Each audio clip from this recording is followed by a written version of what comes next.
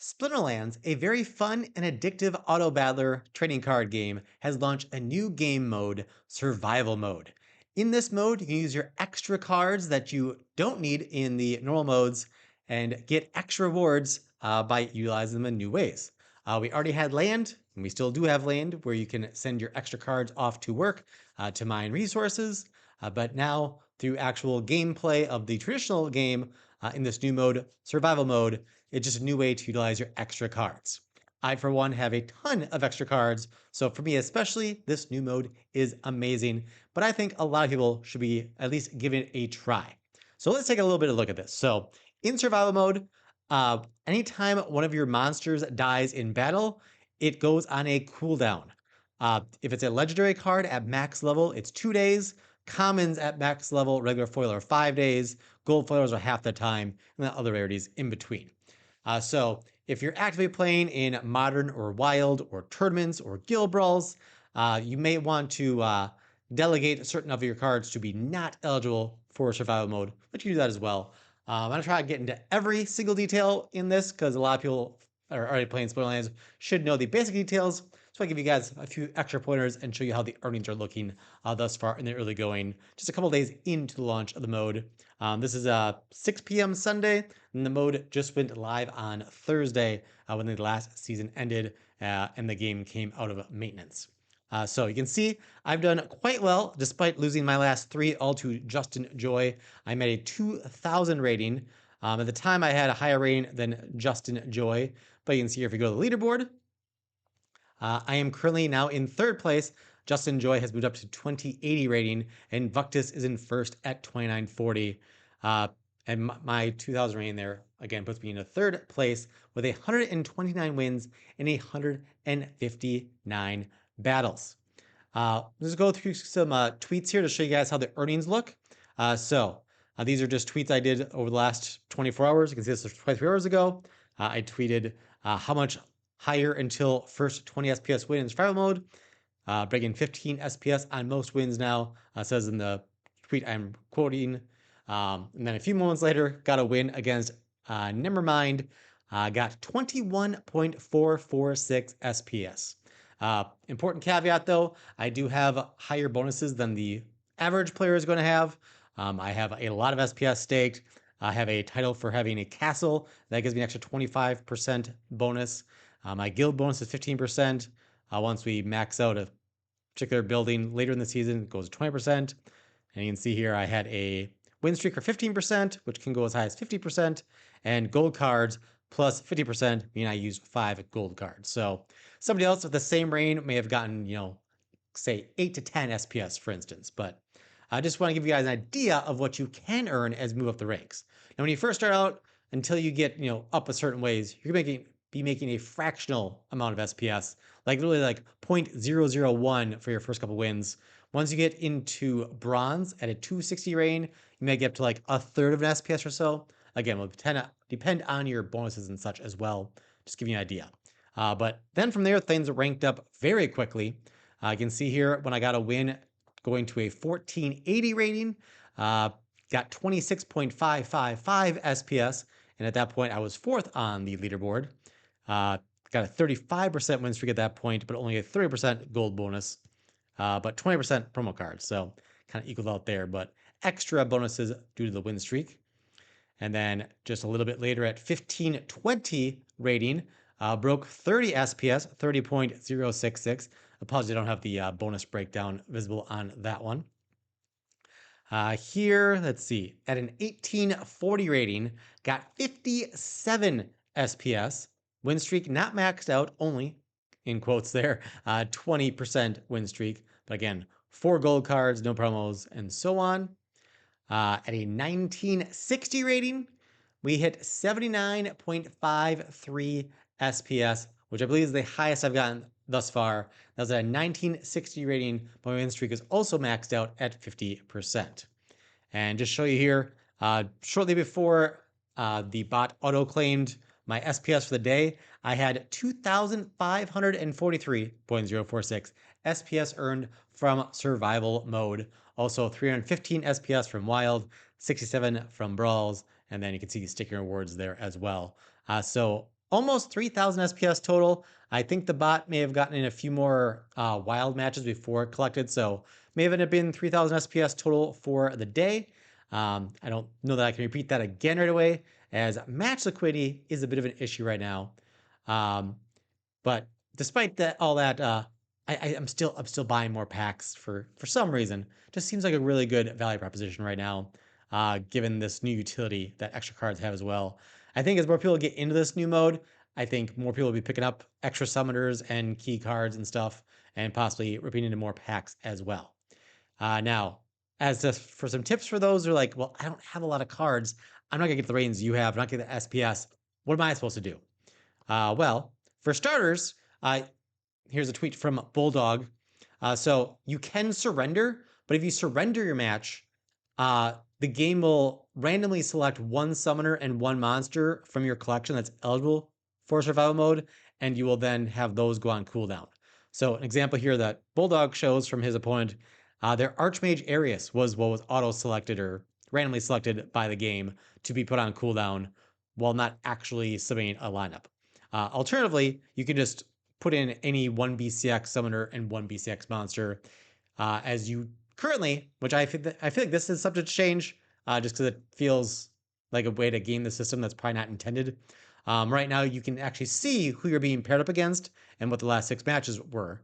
But in doing so, if you're someone who's got low level cards and you see you're facing someone who's got a bunch of max level cards, they've got Tofu and they've got Grimbard and Smith and stuff, like you might just want to put in those throwaway cards, lose that match without losing your key monsters, and then live to fight another day against someone more equal to your reign and collection. And just click back over here. So I showed you my SPS earnings. Vuctus, who has even more SPS staked and bigger bonuses thanks to having the highest possible title from lane and stuff as well. They're earning naturally even more SPS as they're also at a rating.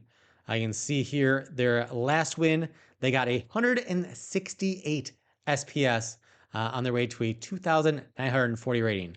But their last game is 10 hours ago, because as I mentioned, match liquidity is a bit of an issue right now.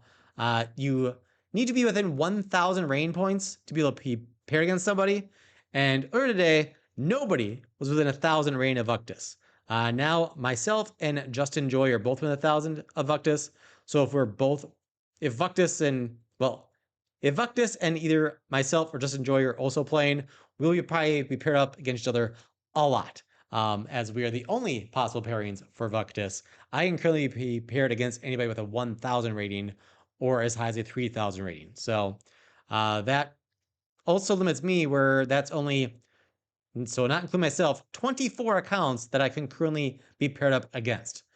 So given that match liquidity is an issue like that, once you get high, like some of us have, you'll face the same person a lot. You can see here, Vuctus against Lorcus face each other not 1, not 2, not 3, but 17 times consecutively because it's the only person that Vuctus could be paired against.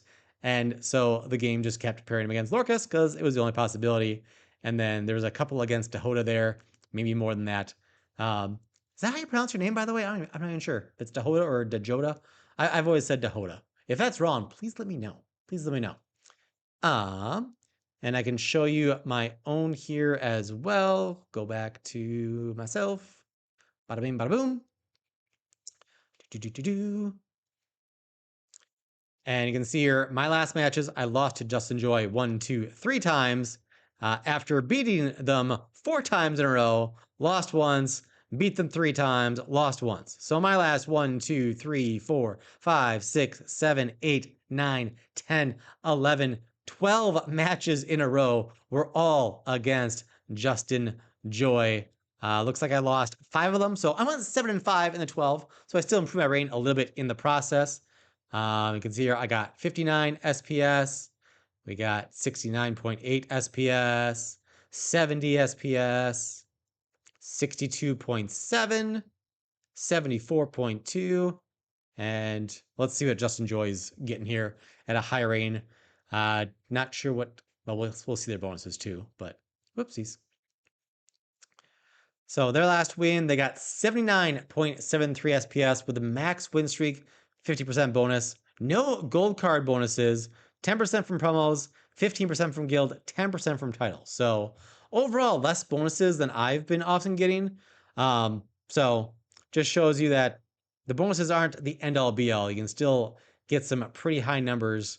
Again, win streak being their main like outlier here. So if we go down to their first win, so with no win bonus, they got 39.7 SPS and an 1880 rating. Their only bonuses were 10% title, 15% guild. So not a ton of bonuses overall there.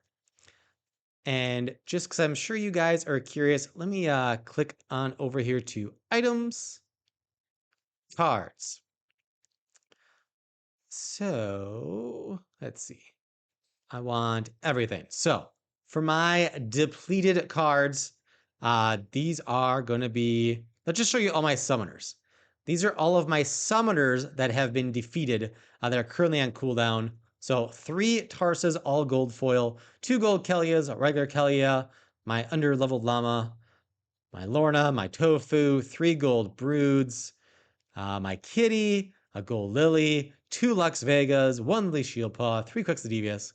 But overall, not too bad. Let's see. So, including duplicates, we got 3, 4, 7, 8, 9, 10, 13, 14, 15, 16, 17, 18, 20, 21, 22, 25. I've lost 25 summoners on my way to a pretty high rating. I may have had a few that have come off cooldown already. That is definitely possible. Monsters, though, going to be a little bit more frequent here. I'm not going to call them all out. I'll just kind of go slow enough where you can kind of see. But these are all the things that I've lost. I do have multiples of the vast majority of these. So it's not hurting me too bad in ranked play right now.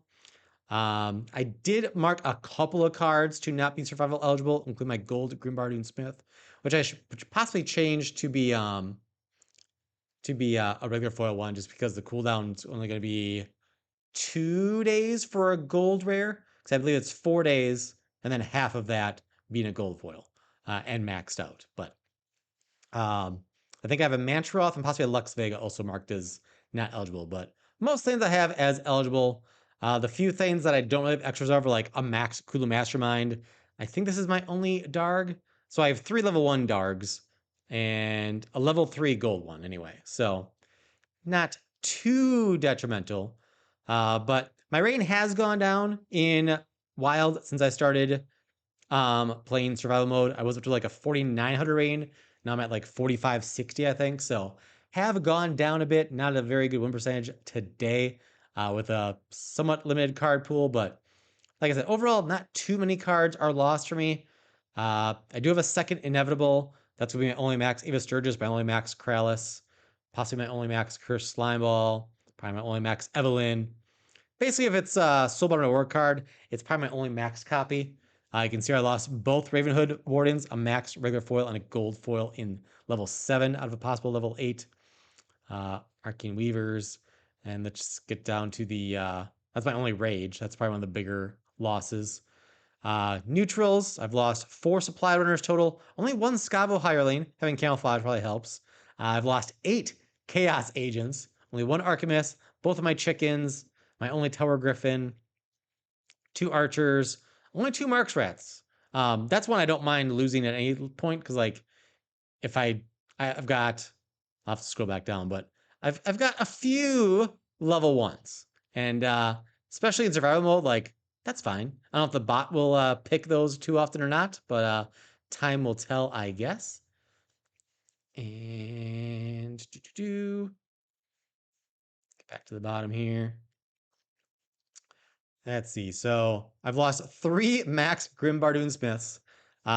So that's what I don't have for survival mode now. Like I said, I had marked my gold max foil one, my maxed gold foil one as not eligible for survival mode.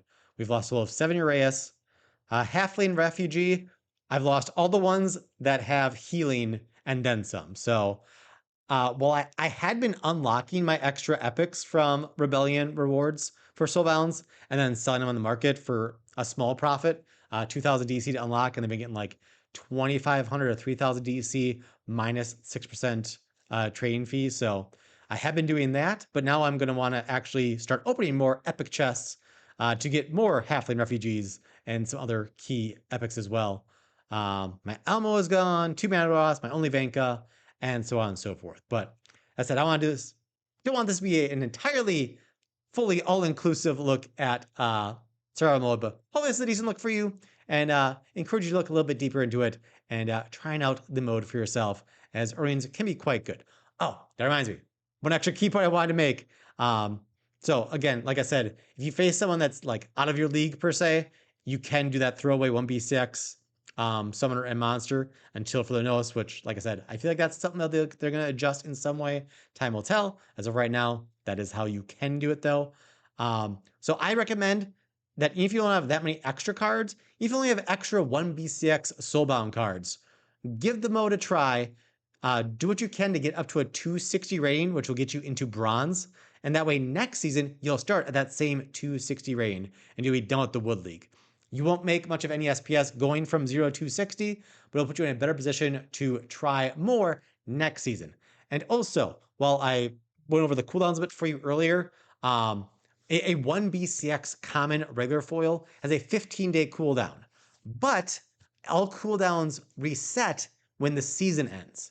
So my suggestion also then would be, after you've tried ranking up some with just 1b6 cards, level 1 cards and stuff, once you're towards the end of the season and you've gotten to a place you want to be on the leaderboards, or you've just used up how much energy you want to use up, then you might as well go all out and use up all your cards in survival mode, try to get some extra SPS, move up the ranks to have a higher starting point next season, and get some extra SPS, because your cards will get unlocked anyway for ranked once the season ends and the new season starts. So you might as well get the extra value from them by putting them to work in survival mode and just seeing how you like it.